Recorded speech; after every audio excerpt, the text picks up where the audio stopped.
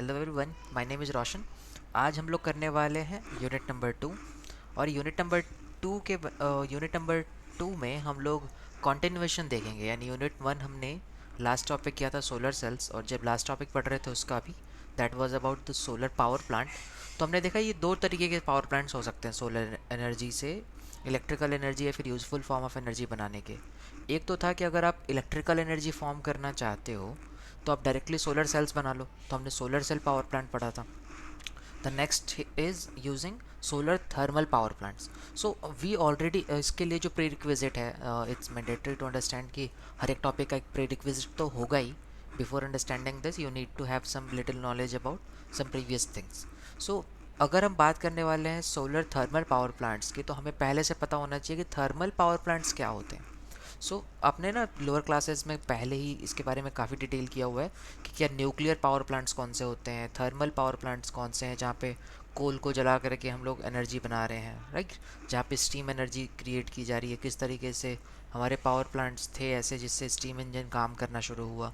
तो ऐसी चीज़ों का जो कॉन्सेप्ट था उनके बारे में बेसिक नॉलेज होगा तो ये टॉपिक ज़्यादा बेहतर समझ में आता है राइट। तो कौन कौन से बिल्डिंग ब्लॉक्स हैं, कौन से हमारा क्या एजेंडा है, हम उसके बारे में पहले डिस्कस कर लेते हैं, then will move directly into the topic. हमारा एजेंडा है the topics related to this unit 2। First of all will understand what is solar radiation, then solar plates के बारे में बात होगी, that is the flat plate collector. Then will talk about the material application, performance of this collector, concentrated solar collector, some other type of collector we have.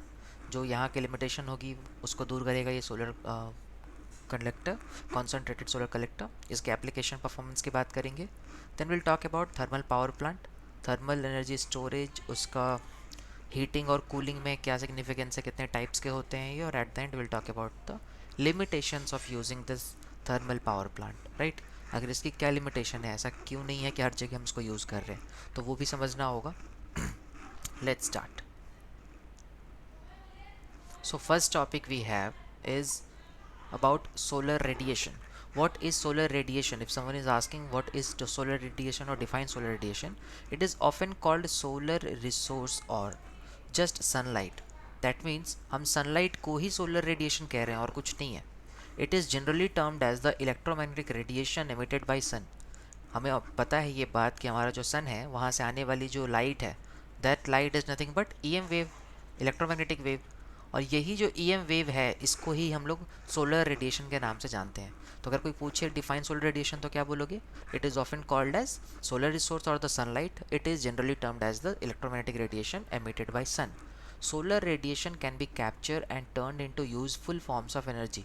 अगर आप इस radiation को capture कर पाओ तो आप उसको different different form of energy में कन्वर्ट कर सकते हो, लाइक हीट में कन्वर्ट कर सकते हो, इलेक्ट्रिसिटी बना सकते हो। और using some variety of technologies we have, like solar cells की मदद से हमने इलेक्ट्रिसिटी बनाना सीखा था, अब हम हीट एनर्जी में कन्वर्ट करने का कॉन्सेप्ट सीखेंगे, कैसे हीट एनर्जी बनेगी। अल्टीमेटली हीट एनर्जी से हम कुछ भी कर पाएंगे, हीट एनर्जी से भी आप इलेक्ट्रिसिटी बना सकते हो, but will try to understand कि हम किस तरीके से हीट एनर्जी फॉर्म करेंगे यूजिंग सोलर एनर्जी, राइट। तो this is the concept of solar radiation. So ये था basic topic, what is solar radiation. Building block है क्योंकि अल्टीमेटली जो सारा काम होगा, आप जो हीट लोगे वो सोलर रेडिएशन के कारण ही लोगे। तो पता तो जो लाइट आ रही है उसी को सोलर रेडिएशन बोल रहे हैं हम लोग। सो ये डेफिनेशन याद रखना है, ठीक। The next topic is what is flat plate collector, right. So क्या है ये flat plate collector? Flat plate collector is a heat exchanger. बहुत इंपॉर्टेंट कीवर्ड है ये, is a heat exchanger device. क्या होता है ये हीट एक्सचेंजर? अगर थर्मल पावर प्लांट अपने पहले के कोई भी पढ़े हुए हैं, चाहे वो कोल थर्मल पावर प्लांट हो या न्यूक्लियर, वहाँ पे एक हीट एक्सचेंजर यूज़ किया गया था। यानी क्या करेगा, जो वहाँ से हीट को एब्जॉर्ब करने का काम करेगा। जब भी कहीं पे हीट आएगी तो उसको ट्रैप करने का काम करेगा, हीट को अपने पास ले करके आगे पास ऑन करने का काम करेगा। तो हीट एक्सचेंज करेगा ये, right, which converts solar energy into heat energy. यानी इसका मेन पर्पस क्या है? It is a it is a heat exchanger device which converts solar energy into heat energy. इसका main function क्या है? The main function of this collector is to collect the heat from the sun radiation. Sun radiation से जितने भी radiations आ रही हैं, UV rays हो, ultraviolet हो, जितनी भी रेज आ रही हैं सन रेडिएशंस के साथ, उसमें से हीट को कलेक्ट करने का काम ये कलेक्टर करता है, फ्लैट प्लेट कलेक्टर, जिसको शॉर्ट में FPC भी कहा जाता है। तो FPCs भी एक्सप्लेन करने को आए तो मतलब वो फ्लैट प्लेट कंडक्टर की ही बात कर रहे हैं। We use heat for domestic purpose, जो भी हीट जनरेट होगा आपने पहले कन्वर्ट किया, आप उसको डोमेस्टिक पर्पज़ के लिए यूज़ कर सकते हो। डोमेस्टिक पर्पज़ लाइक बाथिंग में, पानी गर्म करने में, और टब में पानी गर्म करना है उसके लिए। तो ऐसे डिफरेंट पर्पसेस हैं हमारे लिए जिसके लिए हम लोग इसका इस्तेमाल कर सकते हैं। यानी हम कह सकते हैं कि it's kind of alternative we have, instead of using some heater we can go with this particular option. जैसे बिजली बिल भी कम आएगा और क्या बेनिफिट है उनके बारे में बात करेंगे। Flat plate collector is used below 90 degree Celsius. अगर 90 डिग्री सेल्सियस से तापमान कम होता है तब हम इस प्लेट्स का इस्तेमाल कर सकते हैं। It is rectangular in shape, it absorbs both direct and diffuse radiation. What is this? What do we mean by direct and diffuse? जब भी हम कहते हैं डायरेक्ट रेडिएशन मतलब सनलाइट डायरेक्टली आ रही है, the radiation of sun directly reaches to the earth. अगर डायरेक्टली पहुंच रही है तो उसको हम कहते हैं डायरेक्ट रेडिएशन। बट अगर वो किसी दूसरी चीज़ों से टकरा के रिफ्लेक्ट होके रिफ्रैक्ट होके मल्टीपल टाइम्स पहुंच रही है तो उस टाइप के रेडिएशन को हम लोग कहते हैं diffused radiation. When radiation, spelling mistake है, when radiation reaches to earth by reflecting from any object is known as diffuse radiation, right? तो ये दोनों पॉइंट्स क्लियर हैं। हमें पता है कि धरती तक पहुंचने से पहले हो सकता है लाइट डायरेक्ट आ रही हो सकता है डिफ्यूज्ड हो। लेकिन ये जो FPC है, that is flat plate collector, ये दोनों के केस में काम करेगा। ये दोनों के केस में बराबर एब्जॉर्ब करेगा एनर्जी को और कन्वर्ट करेगा हीट में, राइट? नेक्स्ट है कंस्ट्रक्शन समझना, इसका कैसा काम करता है, ये कैसा दिखता है ये। तो अगर इसके कंस्ट्रक्शन की बात करी जाए तो ये कुछ ऐसा दिखता है, रेक्टेंगुलर शेप होता है, रेक्टेंगल शेप का है। इसका जो ऊपर की जो दो सरफेसेज हैं इसको कहते हैं transparent screen, transparent glass use करते हैं इस जगह पे। अब इस ट्रांसपेरेंट ग्लास का काम क्या है, जो लाइट को बस सिंपली अंदर पास होने देगा। और कुछ लाइट अगर इसमें से डायरेक्ट पास हो जाती है अंदर तो वो डायरेक्ट रेडिएशन कहलाएंगी। जो यहाँ से रिफ्लेक्ट हो गए रिफ्रैक्ट होकर पहुँच रही हैं वो डिफ्यूज्ड करंट, डिफ्यूज्ड रेडिएशन होगी। सो ऐसा क्या हुआ कि आपके इस सरफेस पे जो ब्लैक कलर का दिख रहा है, इसका नाम से देखो ब्लैक एब्जॉर्बर प्लेट है। ब्लैक कलर का क्यों है? क्योंकि हमें पता है हमें बेस्ट एब्जॉर्बर चाहिए जहाँ से लाइट आने के बाद ना वापस रिफ्लेक्ट ना हो जाए, इसलिए इसको ब्लैक कलर का रखा जाता है। क्योंकि ब्लैक कलर ऐसा है जो रेडिएशन को सिर्फ और सिर्फ एब्जॉर्ब ही करता है, वो रेडिएट नहीं करेगा बाहर, राइट? मतलब वो रिफ्लेक्ट बैक नहीं करेगा। तो हमने इसको ब्लैक एब्जॉर्बर प्लेट एक क्रिएट किया। ट्रांसपेरेंट स्क्रीन के कारण जितनी भी लाइट अंदर गई है वो बाहर नहीं निकल पाती, वो इस एरिया में ट्रैप हो जाती है। यहाँ पर ट्रैप हो जाती है सारी की सारी सनलाइट। पूरा सनलाइट अगर यहाँ ट्रैप हो गया तो एब्जॉर्बर के पास ना मैक्सिमम एनर्जी होगी एब्जॉर्ब करने की। तो एब्जॉर्बर जो है, ये ब्लैक प्लेट जो है, ये मैक्सिमम एनर्जी को एब्जॉर्ब करेगा और देखिएगा कि इसके नीचे में इसे फ्लूइड ट्यूब्स दिख रहे हैं। इन ट्यूब से पानी पास कर दो या फिर कोई भी फ्लूइड जो आपको लगता है इसको आप गर्म करना चाहते हो, राइट? और इसको जो है ना, ये ब्लैक ऑब्जर्वर को आप हर तरफ से, इसके साइड से, इसके नीचे से और तीन तरफ से, मतलब क्योंकि टॉप साइड में तो सिर्फ वो एरिया है जहाँ पर सनलाइट रेडिएशंस को आपने स्टोर किया हुआ है जिसकी मदद से वो गर्म हो रहा है।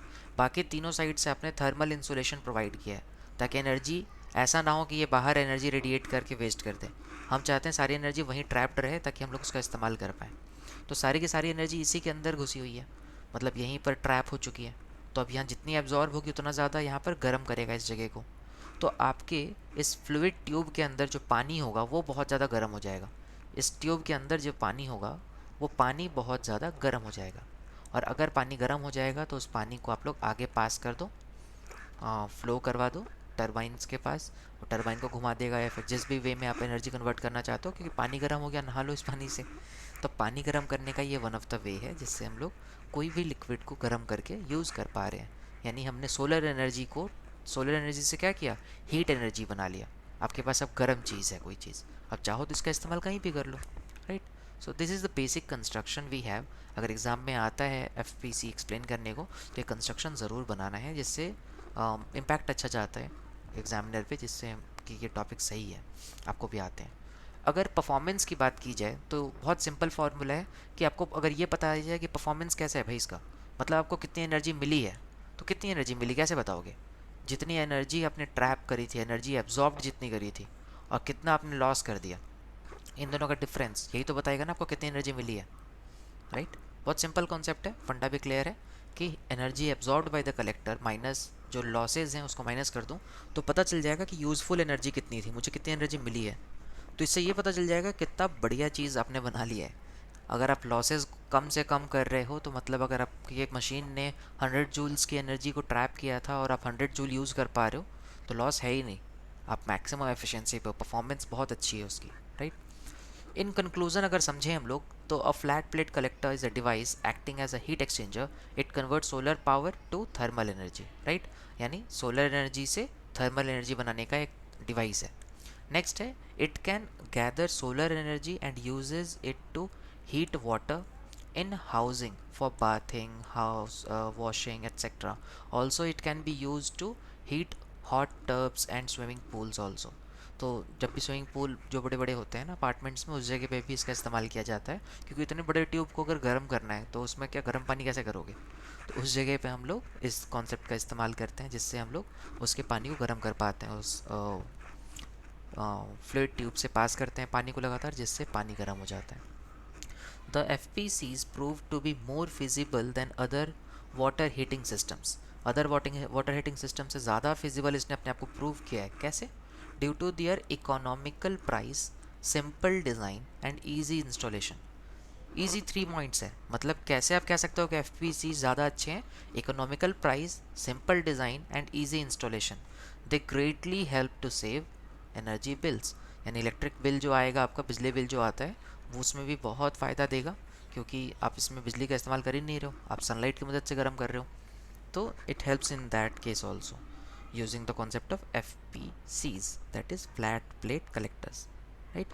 सो आई होप यहाँ इस वाले कॉन्सेप्ट में कोई डाउट नहीं होगा कि इसके क्या मतलब है, क्या एप्लीकेशन है और परफॉर्मेंस कैसे निकाली जाएगी। परफॉर्मेंस का क्या फॉर्मूला रखेंगे हम लोग? Energy absorbed minus heat losses, right.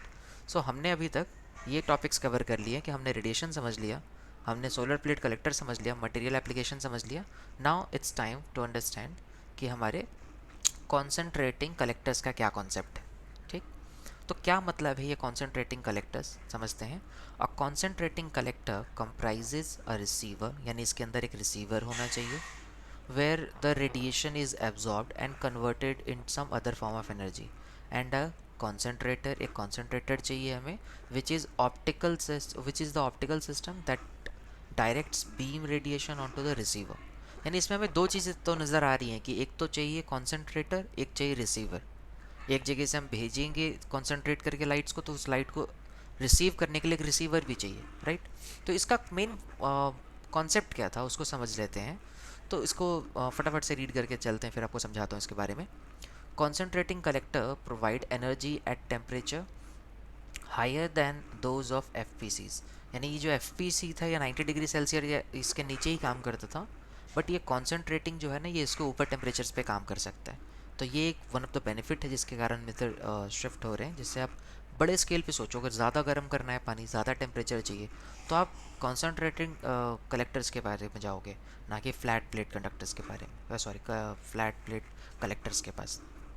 They redirect solar radiation passing through an aperture into an absorber, and usually require tracking of the sun. ये हमने लास्ट लेक्चर में भी समझा था, ट्रैकिंग ऑफ द सन का सिस्टम अगर नहीं रखोगे तो क्या होगा, समझो। ऐसा है कि आपके पास इस जगह पे सपोज सन है, यहाँ पर सन है, ठीक। अब यहाँ से रेडिएशंस आ रही हैं बहुत सारी। अब आपके पास क्या हुआ कि आपने यहाँ पर एक मिरर लगा दिया इस तरीके से, और इस मिरर को आपने एक ऐसे मशीन पे सेट किया हुआ है जिसको हम लोग कहते हैं ट्रैकिंग डिवाइस, ठीक, सोलर ट्रैकिंग डिवाइस। इसका काम क्या है कि अगर सन यहाँ से घूम के इधर की ओर जाएगा, यहाँ पहुँचेगा, तो ये सोलर रेडिएशन जो ये जो ट्रैकिंग डिवाइस है, ये इस एब्जॉर्ब इस कॉन्सेंट्रेटर प्लेट, क्योंकि इसका नाम कॉन्सेंट्रेटर क्यों है, क्योंकि कॉन्सेंट्रेट करने का काम करेगा। तो ये रिफ्लेक्ट करके ना बड़े बड़े से पैराबोलिक शेप के होते हैं, जिनका काम होता है कि सनलाइट जो आएगी उसको कॉन्सेंट्रेट करके किसी एक जगह पे फोकस कर देगा। तो ये उसके साथ साथ घूमेगा, सन को फॉलो करेगा, इसलिए इसको कहते हैं tracking of the sun, right. फिर आपने क्या किया, यहाँ से सनलाइट आई, लेट्स से ये इस पर टकराने के बाद यहाँ को जा रही है, इससे टकराने के बाद ये यहाँ को आ रही है, तो आपने इस जगह पे ही अपना रिसीवर लगा दिया, इस जगह पे आपने रिसीवर लगा दिया। अगर आपके पास रिसीवर है, कॉन्सेंट्रेटर है, तो आप कर क्या सकते हो, इस रिसीवर के पास बहुत सारी रेडिएशन आ रही होगी और सब फोकस होकर के आ रही हैं, तो यानी कि आप यहाँ पर बहुत ह्यूज एनर्जी बना पा रहे हो और इस एनर्जी को आप लोग फर्दर यूज़ कर पाओगे बड़े स्केल पे, यानी हायर टेम्परेचर पे इसका इस्तेमाल किया जा सकता है। सो दिस इज़ द कॉन्सेप्ट। अब इसको एक बार रीड करो, फटाफट समझ में आ जाएगा। Concentration can be obtained by reflection और रिफ्रैक्शन, क्योंकि सिर्फ रिफ्लेक्शन ही, रिफ्रैक्शन भी काम कर जाएगा, यानी आप लेंसेज का भी इस्तेमाल कर सकते हो of the solar radiation by the use of mirrors or lenses. A concentrating collector exhibits certain advantages and disadvantages as compared with the conventional flat plate type collector. It's obvious कि उसके ऊपर कुछ फ़ायदे हैं तो कुछ नुकसान भी हैं इसके, इस कारण से हम इसका इस्तेमाल नहीं कर रहे, क्योंकि सोचो इसमें एक एक्स्ट्रा मटेरियल बढ़ गया तो साइज़ बड़ा हो गया, तो आपको इसको हैंडल करना थोड़ा सा डिफ़िकल्ट होगा, क्योंकि इसमें जो लेंसेज और मिरर यूज़ कर रहे हो उसको मेंटेन करना है, उसके साथ सिस्टम सन ट्रैकिंग डिवाइस लगा है, उसका कॉस्टिंग अलग से पड़ेगा, तो कहीं ना कहीं इसके डिसएडवांटेज भी हैं और फ़ायदे भी हैं। इसके एप्लीकेशंस की बात करें तो एप्लीकेशन ऑफ सोलर कॉन्सेंट्रेटर, तो ये कहाँ यूज़ हो रहा है, enhance the energy on photovoltaic modules. Photovoltaic modules की बात समझी थी आपने, 60 और 72 सेल्स को जब हम लोग ऐड करते हैं सीरीज़ में तो उससे एक मॉड्यूल बनता है। तो हम कह रहे हैं एक आपके पास मॉड्यूल है फोटोवोल्टिक मॉड्यूल, यानी जो सनलाइट की मदद से फोटो वोल्ट क्रिएट कर सकता है, फोटो वोल्टेज बना सकता है अपने टर्मिनल्स के क्रॉस। तो वहाँ पर अगर आपको ज़्यादा एनर्जी चाहिए तो उसके साथ भी आप यूज़ कर सकते हो। लेट्स से यहाँ पर सन है और यहाँ पर आपका फोटो वोल्ट है, मतलब ये मॉड्यूल है एक हमारा, इस मॉड्यूल पे आप चाहते हो ज़्यादा से ज़्यादा सनलाइट गिरे, ऐसे सिर्फ ये ना हो, तो आप इसको ऐसे जगह पे इसको लगाओ जहाँ पर ऐसा हो कि ये सनलाइट इससे टकराने के बाद सारा का सारा कॉन्सेंट्रेट हो जाए। समझ में आया? यानी आप क्या कर रहे हो, एक कॉन्सेंट्रेटर इस्तेमाल कर रहे हो in case of photovoltaic modules. Photovoltaic module के पास ज़्यादा से ज़्यादा एनर्जी गिरेगी, उतने ज़्यादा फ्री इलेक्ट्रॉन्स जो बैठे हुए हैं डिप्लेशन लेयर में टूटेंगे, उतनी ही ज़्यादा इलेक्ट्रिकल एनर्जी फॉर्म कर पाओगे। तो एक एप्लीकेशन ये है। Second application is about heating fluids. तो जब लार्जर इलेक्ट्रिक पावर चाहिए, आपको ज़्यादा एनर्जी है, बहुत ज़्यादा पानी है जिसको गर्म करना है, तो उस टाइम पे आप इसका इस्तेमाल कर सकते हो। Heating fluids for other applications also, like residential hot water, आपको लेट्स से अलग अलग अपार्टमेंट्स में गर्म पानी भेजना है, बड़े स्केल पे है, तो उस जगह पे आप इसका इस्तेमाल कर सकते हो। फूड प्रोसेसिंग प्लांट्स में इसका इस्तेमाल करते हैं, हॉस्पिटल्स में, और अदर कमर्शियल एप्लीकेशंस हैं इसके, राइट। अगर परफॉर्मेंस की बात करी जाए तो इट्स ऑब्वियस कि अपने कितने एनर्जी ली और कितने आउटपुट में जनरेट कर पा रहे हो इस पर डिपेंड करता है। तो यहाँ हम ये नहीं कह रहे हैं कि कितनी यूज़फुल एनर्जी बना पा रहे हो, बिकॉज वी नो कि हम ज़्यादा आउटपुट देखना चाहते हैं। इनपुट में जो हमें एनर्जी रेडिएशन की मिली थी वो कितनी थी, लेट्स से 100 जूल की एनर्जी मिली थी। अब क्या हुआ, तुमने कॉन्सेंट्रेट किया और उसके कारण कुछ आउटपुट ज़्यादा जनरेट कर पा रहे हो, तो output radiation upon input radiation ही परफॉर्मेंस बताता है, परफॉर्मेंस ऑफ कॉन्सेंट्रेटिंग कलेक्टर। ठीक है, कॉन्सेंट्रेटिंग कलेक्टर का एक और नाम होता है फोकस कलेक्टर और फोकसिंग कलेक्टर। तो हो सकता है एग्ज़ाम में फोकसिंग कलेक्टर करके पूछ ले, तो इसमें कंफ्यूज नहीं होना है, COLLECTOR कलेक्टर। सो अगर फोकसिंग कलेक्टर पूछे या कॉन्सेंट्रेटिंग, बात एक ही है, तो उसके थियोरी और एप्लीकेशन आई थिंक क्लियर है, और परफॉर्मेंस का फॉर्मूला भी क्लियर है, output radiation energy divided by input radiation energy. तो नॉर्मल जो परफॉर्मेंस का फॉर्मूला होता है, eta is equals to output upon input. Clear? So ये तो सिंपल पार्ट है। तो आई थिंक यहाँ तक का फंडा क्लियर है, कोई भी डाउट है just let me know. Next topic we have is solar thermal power plant. तो ये उसका ब्लॉक डायग्राम है और ये one of the most important question है इस यूनिट से, एग्जाम में पूछा जाने वाला सबसे इंपॉर्टेंट क्वेश्चन है। अगर आप इस ब्लॉक डायग्राम को ध्यान से देखो और अपने इससे पहले का थर्मल पावर प्लांट कुछ भी पढ़ा हुआ है एक भी लोअर क्लासेस में कि न्यूक्लियर पावर प्लांट कैसा होता है, तो आपको ये ध्यान आएगा कि इसमें ना सिर्फ और सिर्फ आगे का पोर्शन ही थोड़ा सा बदलता है। वो भी क्या बदलता है कि ये जो पानी है, इसको पानी गर्म करने का तरीका क्या है। इस बार हम यहाँ पर सोलर कलेक्टर इस्तेमाल कर रहे हैं इस पानी को गर्म करने के लिए। न्यूक्लियर के केस में यहाँ पे न्यूक्लियर रिएक्शन करवाते थे ताकि ये पानी गर्म हो जाए, और थर्मल के केस कोल के केस में यहाँ पर कोयला जलाते थे, कोल के बर्निंग से इस वाटर को गर्म करते थे, और बाकी ये सारा का सारा चीज़ सेम था। Every process is same. इस कारण से ये जो प्रोसेस अगर एक समझ में आता है तो बाकी सारे भी अपने आप क्लियर रहते हैं। So it is pre requisite कि आपको वो सब कुछ आता हो, बिकॉज इन डिटेल नहीं है हमारे पास इसके बारे में पढ़ने के लिए, but still I try to explain every topic. देखो हुआ क्या, आपने आपके पास सोलर कलेक्टर है, सोलर कलेक्टर ने यहाँ से सनलाइट यहाँ से एब्जॉर्ब किया। जैसे ही सन आएगा, सोलर कलेक्टर का काम क्या था, या तो आपने फ्लैट कलेक्टर यूज़ किया या फिर कॉन्सेंट्रेटिंग कलेक्टर यूज़ किया। दोनों केस में आपने बहुत सारी हीट ले ली। अब हीट की मदद से आप क्या करोगे, यहाँ पर रखे हुए पानी को गर्म करोगे। ठीक है, हॉट वाटर टैंक है जहाँ पे पानी रखा हुआ है, और उस हीट की मदद से, जो हीट इस कलेक्टर ने एब्जॉर्ब करके रखा हुआ है, उसके मदद से इसको गर्म करोगे। कैसे करोगे, पंप के ज़रिए। आपने देखा था ना हीट, अगर ऐसा कलेक्टर आपको याद हो, कलेक्टर का स्टाइल तो कुछ ऐसा था जिसमें यहाँ पर पाइप्स लगी हुई थी। ठीक है, फ्लूइड पाइप्स। अब ये पाइप्स जो हैं किसी पंप से कनेक्टेड है। जैसे ही यहाँ पर आपने हीट को ट्रैप किया इस ब्लैक स्क्रीन के ऊपर, तो ये क्या करेगा, यहाँ के पानी को गर्म करेगा, और जैसे ही पंप ऑन करोगे तो ये पानी फ्लोट करेगा, तो ये गर्म पानी फ्लो करेगा। तो आपको पता चलेगा यहाँ पे हॉट वाटर टैंक के अंदर पानी गर्म हो चुका है, सारा का सारा गर्म पानी यहाँ पर आ गया है। ठीक है, अब आप क्या कर रहे हो, क्योंकि पानी गर्म है, तो आप उस गर्म पानी को इस सेकंड पंप के ज़रिए इस पर्टिकुलर डिवाइस के अंदर भेज रहे हो। इसको हम लोग हीट एक्सचेंजर बोल रहे हैं। ठीक है, हीट एक्सचेंजर क्या है, ये हीट को एक्सचेंज करने का काम करेगा। यानी कि यहाँ से जो हीट एनर्जी आई है, ये जो गर्म पानी है, ये गर्म पानी ड्यू टू रेडिएशन, यहाँ पर भी फ्लूइड भरा रहता है, इसके कारण यहाँ से एनर्जी निकल के इसके अंदर जाएगी। और हीट एक्सचेंजर का मेन रोल क्या था कि इसके अंदर जो पानी है उसको बहुत ज़्यादा हद तक गर्म कर देना है। मतलब उसके टेम्परेचर को बहुत ज़्यादा रेज़ करना है, और इतना ज़्यादा गर्म करना है कि वो स्टीम फॉर्म में आ जाए। अब वो पानी ना रहे, अब वो लिक्विड फॉर्म में नहीं रहेगा, अब वो इसके अंदर स्टीम के फॉर्म में आ जाएगा। ठीक है, भाप बन जाएगा।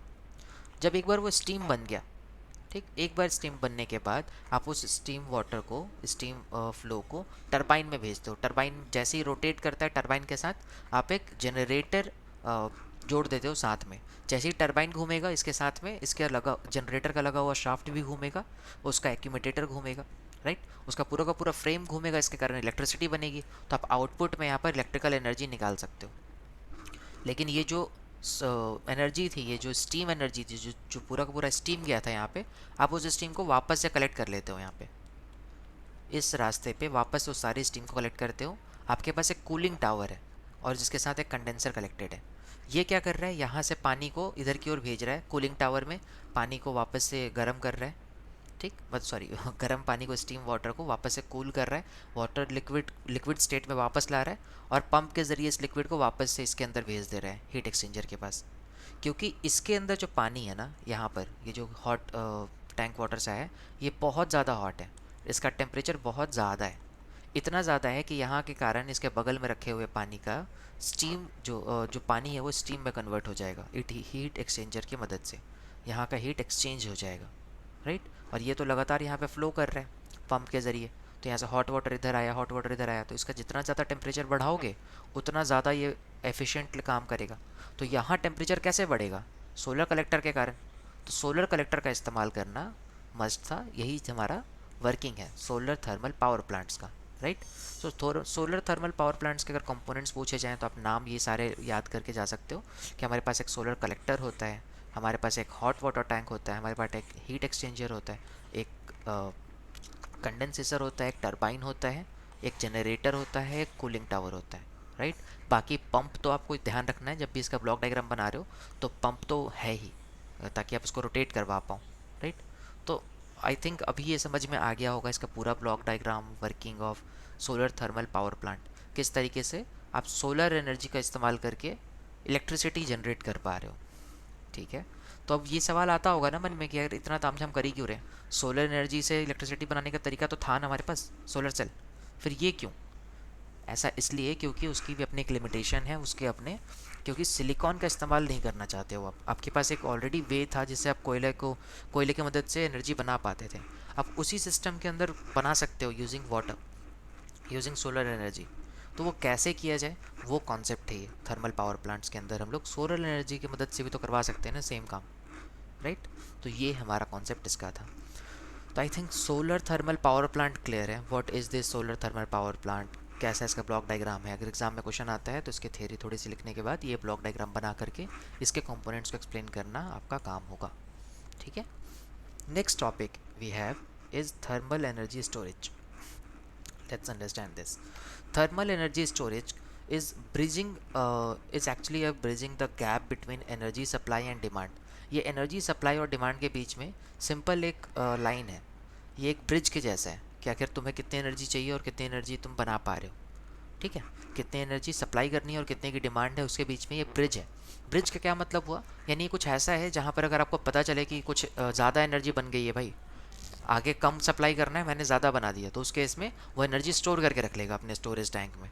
अगर आपको पता चला कि सामने वाला कह रहा है कि उसे ज़्यादा एनर्जी चाहिए, बना कम है, तो अपने स्टोरेज में से निकाल के दे देगा थोड़ी सी एनर्जी, ठीक है। तो इट्स समथिंग लाइक दिस। इसका कॉन्सेप्ट बहुत सिंपल सा है।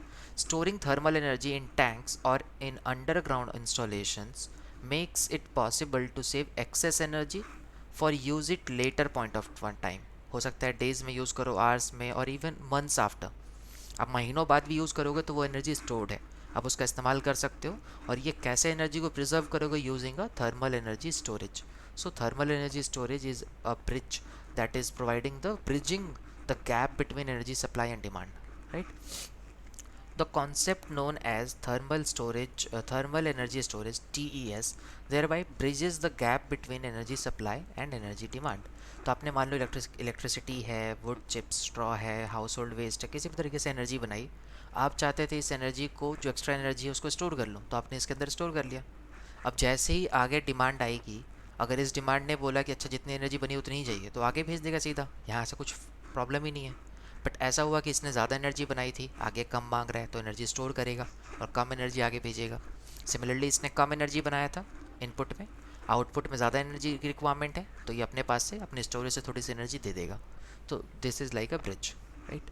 इसके 3 टाइप्स मेनली बताए जाते हैं हमारे पास। किस तरीके से एनर्जी बचाई जाती है, रियल लाइफ में कहाँ देख सकते हो आप इसको, वो समझाने की कोशिश है। और अदरवाइज इसके कई एप्लीकेशंस और भी हैं, but there are mainly 3 types जो एक्सप्लेन करना होता है एग्जाम में पूछा जाए तो। कि सोलर एनर्जी स्टोरेज 3 तरीके से आप देख पाओगे। एक ऐसा जगह जहाँ पे एनर्जी स्टोर तो हो रही है, ठीक है, उसको कैसे देखें हम। पहला है सेंसिबल हीट स्टोरेज, नेक्स्ट है heat latent heat storage, and the chemical reaction heat storage, right. इसको समझते हैं। अब मान लो आपने एक ग्राफ बनाया जिसमें आप इस साइड में टेम्परेचर लेकर चल रहे हो, आप एक्स एक्सेस की तरफ हीट को कंसीडर कर रहे हो, ठीक। हीट बोले तो कितनी ज़्यादा एनर्जी बनी है, आप ये भी सोच सकते हो, ठीक है। अगर मैं हीट दूँ या फिर मैं बोलूँ कि कितनी एनर्जी सिस्टम को मैं पास कर रहा हूँ, तो इन दोनों सिचुएशंस में मैं जो कैलकुलेट करना चाहता हूँ उसकी बात चल रही है। मतलब कितनी एनर्जी स्टोर्ड है, और स्टोर्ड एनर्जी को ही हम लोग हीट बोल रहे हैं, एनर्जी स्टोर्ड। अब मान लो कि आपने थोड़ी सी एनर्जी दी तो आपको पता चला टेम्परेचर भी बढ़ेगा। फॉर एग्जांपल मैं आइस का एग्जांपल ले लेता हूँ, बहुत स्टैंडर्ड एग्जांपल है। आइस को जैसे ही आप थोड़ी सी हीट दोगे तो वो हीट के साथ टेम्परेचर भी अपना राइज़ करेगा। आपको पता है, थोड़ी सी हीट, थोड़ा temperature rise raise raise raise, एक पॉइंट ऐसा आएगा, जैसे मान लो ये -10 डिग्री है, जैसे ही -9 डिग्री पे जाऊँगा टेम्परेचर बढ़ेगा, उसके अंदर हीट बढ़ेगी, ठीक है। और हीट बढ़ाओ और हीट बढ़ाओ, एक टाइम ऐसा आएगा कि अब इसे अपना फेज़ चेंज करने की ज़रूरत है। टिल द टाइम वो टाइम नहीं आता है, तब तक मैं कह सकता हूँ कि ये जो फेज़ था ना, ये जो इतनी दूर की दूरी थी, ये हमारा सेंसिबल फेज़ था, ये हमारा सेंसिबल फेज़ था जिसमें ये सॉलिड स्टेट में था। जैसे ही ये फेज़ क्रॉस हुआ, ये फेज़ क्रॉस करके अब लिक्विड स्टेट में आ जाएगा 0 डिग्री सेल्सियस पे। इस जगह पे 0 डिग्री सेल्सियस, यहाँ पर मान लो 0 डिग्री सेल्सियस है टेम्परेचर, जिस टाइम पे ये फेज़ चेंज करेगा। अब क्या है कि ये लिक्विड स्टेट में आ गया। लिक्विड स्टेट में क्या ये अपने स्टेट कभी चेंज करेगा लंबे समय तक? हमें पता है कि नहीं। आपका टेम्परेचर रेज नहीं करेगा, मतलब आप एनर्जी तो दिए जा रहे हो बट वो टेम्परेचर रेज नहीं कर रहा, टेम्परेचर कांस्टेंट हो गया एक टाइम के बाद। लेकिन जैसे ही ऐसा देखोगे तो इस जगह पे हमारा एक्चुअल में क्या होता है, ये जो टाइम है, ये जो एरिया है, ये लेटेंट होता है, यानी हिडन एनर्जी होती है। लेटेंट वर्ड का मतलब होता है हिडन एनर्जी। और इतने ही टाइम में, जब तक आपको पता चल रहा है कि 0 डिग्री सेल्सियस ही कांस्टेंट है, बट क्योंकि मैं एनर्जी दिए जा रहा हूँ, वो एनर्जी जा कहाँ रही है, वो लेटेंट एनर्जी है, वो छिपी हुई एनर्जी है। वो क्या कर रहा होगा, वो इसका फेज़ चेंज कर रहा होगा। 0 डिग्री सेल्सियस पर फेज़ का चेंज होता है, और तुरंत चेंज नहीं हो जाता, आपको बहुत सारी एनर्जी देनी पड़ती है। ये हमने छोटी क्लासेस में पढ़ा था कि 0 डिग्री तक तो लेकर आ गए, लेकिन अभी भी अगर स्टेट चेंज करना चाहते हो तो लेटेंट एनर्जी देनी पड़ेगी, latent heat of vaporization, latent heat of fusion. तो वही वाला कॉन्सेप्ट इसमें भी लग रहा है। तो हमने बोला कि सेंसिबल सॉलिड कब, सेंसिबल एनर्जी कब तक थी, जब तक उसका सॉलिड स्टेट ही था। बट लेटेंट एनर्जी कब आया, लेटेंट हीट स्टोरेज कब कॉन्सेप्ट आया पिक्चर में, जब हम कह रहे हैं फेज़ का चेंज आ रहा है, एंड जैसे ही ये लिक्विड पूरे तरीके से कन्वर्ट हो जाएगा, यहाँ पे लिक्विड स्टेट आ गया, तो आपको पता है 0 डिग्री के बाद बढ़ते बढ़ते 100 डिग्री तक ये वापस बढ़ता रहेगा लिक्विड स्टेट में, राइट। तो ये वापस से सेंसिबल बन जाएगा। सेंसिबल बोले तो जहाँ पर जितना आप जितना हीट दे रहे हो उतना टेम्परेचर बढ़ रहा है, जितना हीट दे रहे हो उतना टेम्परेचर बढ़ रहा है, ठीक है। तो ये तो था एक बेसिक फंडा। अगर इसी में आपसे पूछ लिया जाए अगला कॉन्सेप्ट कि हीटिंग और कूलिंग का क्या मतलब है, यानी एक छोटू सा हेडिंग एग्ज़ाम में पूछा जाता है यहाँ से, वो होता है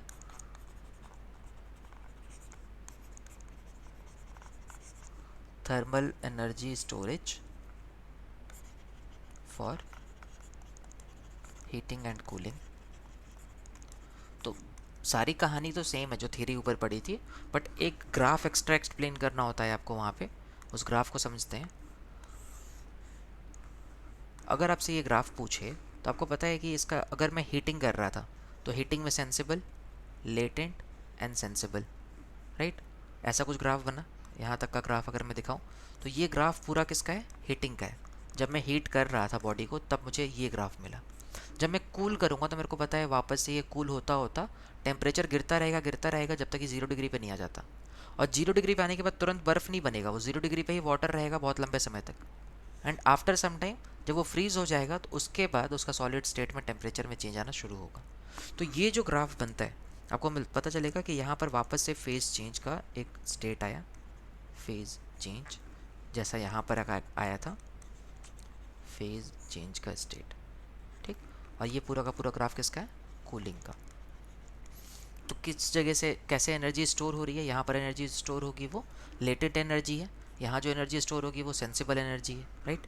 केमिकल एनर्जी इससे एक एग्जांपल में नहीं सेट हो सकता है, नहीं आ सकता है, that's why I am not talking about that, but अगर एग्जाम में आता है तो आप नाम लिख कर आ सकते हो, उसका बता देना, ठीक है।